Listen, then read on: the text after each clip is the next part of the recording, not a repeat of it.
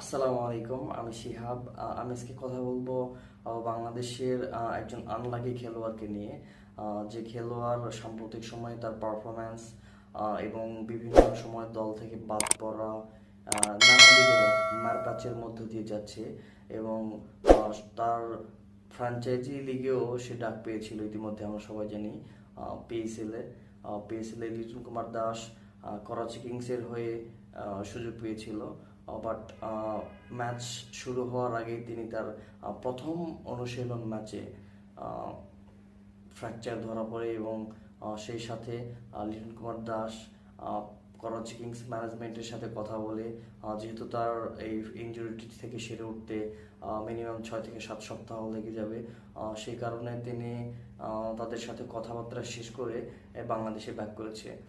লিটন কুমার দাসের যদি franchise league ক্যারিয়ারটা একটু আলোচনা করি, সেটা সত্যি কষ্টদায়ক।